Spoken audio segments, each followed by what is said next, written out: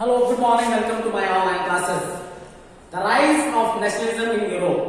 Europe में राष्ट्रवाद का उदय।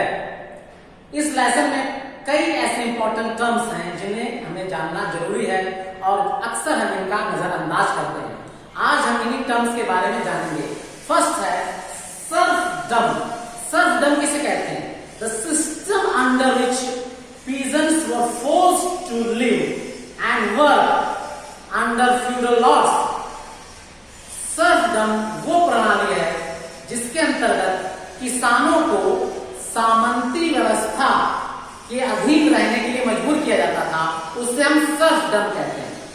The system under which peasants were forced to live and work under feudal laws. Next term है important term absolutist. Absolutist किसे कहते हैं?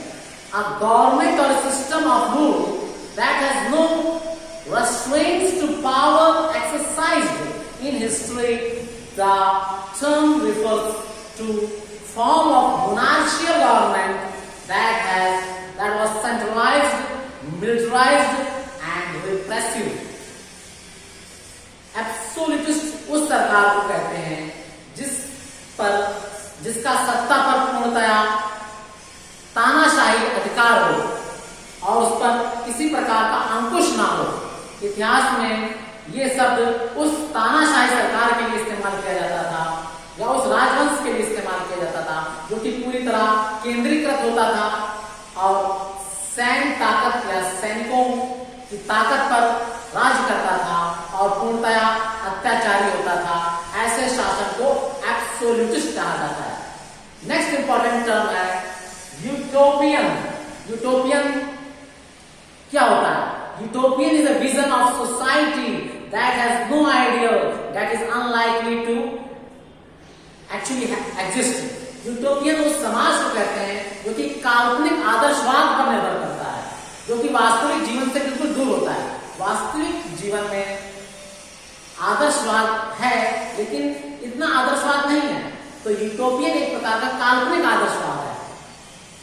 Habsburg empire. हैब्सबर्ग एम्पायर किसे कहते हैं? Habsburg empire the empire that was in Austria, Hungary, including Alpine regions of Tyrol, Austria and Bohemia. एक उस साम्राज्य को कहते हैं जो कि ऑस्ट्रिया, हंगरी और अल्पाइन जो कि यूरोप में पर्वतमाला है इसके आसपास के क्षेत्रों में फैला था, उसे हम हैब्सबर्ग एम्पायर या साम्राज्य कहते हैं। आइडियोलॉजी जो हमारा नेक्स्ट टर्म है वो है आइडियोलॉजी। आइडियोलॉजी किसे कहा जाता है? Ideology is a system of ideas reflecting to a particular social and political vision. Ideology विचारों या आपके दर्शन या आपकी सोच जो कि राजनीतिक क्षेत्र में हो या सामाजिक क्षेत्र के प्रति हो, वो आइडियोलॉजी कहती है। हिंदी में हम इसे विचारधारा या दर्शन कह सकते हैं। नेक्स्ट इंपॉर्टेंट टर्म है कंजर्वेटिज्म। कंजर्वेटिज्म किसे कहा जाता है?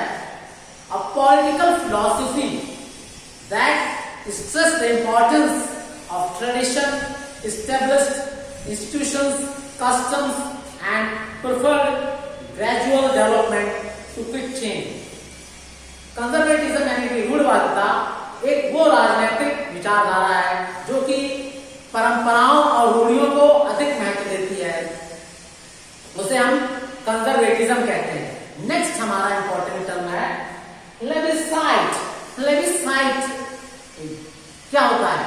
Plebiscite is a direct vote by which all the people of region are asked to accept और रिजेक्ट द प्रपोजल। प्लेबिसाइट में हम किसी भी क्षेत्र के लोगों पर कोई प्रस्ताव लाते हैं, उसे वोट के माध्यम से चाहे वो स्वीकार करें या अस्वीकार करें, इसे प्लेबिसाइट कहा जाता है। यानी कि किसी प्रस्ताव को वोट के माध्यम से स्वीकार करना या अस्वीकार करना वो प्लेबिसाइट है। नेक्स्ट इंपॉर्टेंट टर्म है Ottoman empire. Turkish empire ruled by खलीफा। ओटोमन साम्राज्य तुर्क का वो साम्राज्य था जिस पर खलीफा जो कि मुस्लिम धर्म का धार्मिक गुरु है वो शासन करता था, उसे ओटोमन साम्राज्य कहते हैं। ये प्रायः तुर्क साम्राज्य के लोग के बारे में कहा जाता है। नेक्स्ट है एथनिक।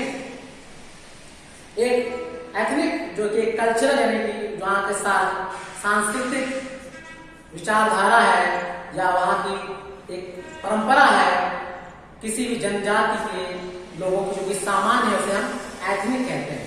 नेक्स्ट इंपॉर्टेंट टर्म है allegory. When an abstract idea for instance greed, envy, freedom, literary liberty etcetera, जब कोई अमूर्त विचार हो, चाहे वो लालच हो, ईर्ष्या हो, द्वेष हो, आजादी हो, इसको हम किसी व्यक्ति या वस्तु के माध्यम से अभिव्यक्त करते हैं, उससे एलोगेरी कहेंगे। हिंदी में अनियोक्ति अलंकार या अनियोक्ति शब्द इसके लिए बिल्कुल उपयुक्त है। An allegory story has two meanings, और एक एलोगोरी कहानी के दो अर्थ होते हैं, एक तो उसका वास्तविक अर्थ होता है और दूसरा सांकेतिक अर्थ होता है। यानी कि ये कहानी किसी एक पर्टिकुलर क्षेत्र के बारे में होती है, लेकिन ये किसी अन्य विषय पर संकेत करती है, उसे एलोगेरी कहते हैं या अनियोक्त कहते हैं। नेक्स्ट वीडियो में हम इसी इंपॉर्टेंट टर्म्स के बारे में और डिस्कस करेंगे। Till then good bye.